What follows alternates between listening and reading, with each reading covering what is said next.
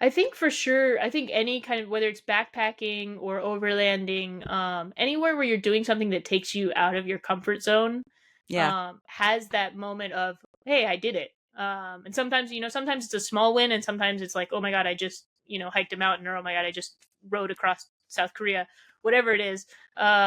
It that moment of satisfaction, like, hey, even if it was hard, even if it was scary, I still did it. That's something that I, as a person, am always looking for those moments. And so even if something scares me, and a lot of things scare me, I'm actually quite a scaredy cat.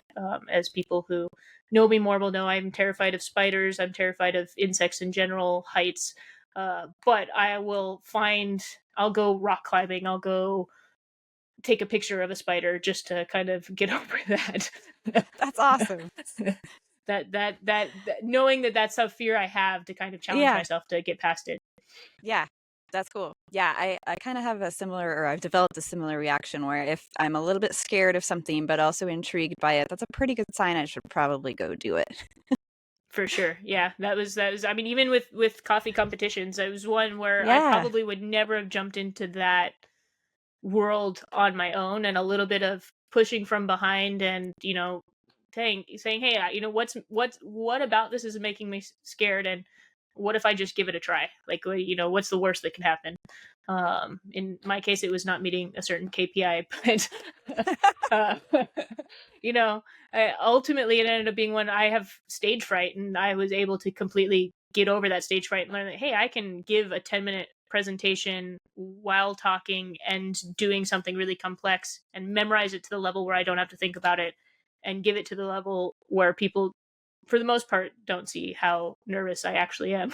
Yeah. And do it And on that a was world something. stage. Like, Yeah. we got to see you do this in Milan, Italy. It was the coolest experience. It was cool to do. It was cool to do. I mean, definitely, it's one of those ones you truly don't know what you're capable of until you're put into that situation where you have to do it.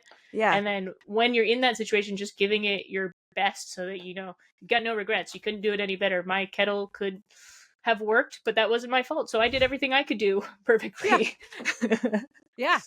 Honestly, that's like a full circle right back to overlanding of, yeah, putting yourself in those situations where you are tested and uh, always appreciating the outcome, like knowing that you challenged yourself and proved to yourself you could do it. And I think, like, I loved what you talked about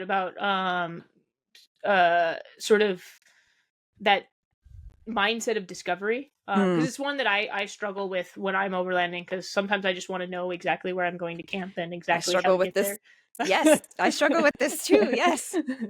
um so having that mindset, and it's sort of same with having that mindset about challenges. I think overlanding is a great way to push yourself, one, to do something that's a little bit scary and a little bit challenging, and set your boundaries so that, okay, it's a little bit scary, but it's not dangerous. It's a little bit, challenging, but I'm going to come out the other side.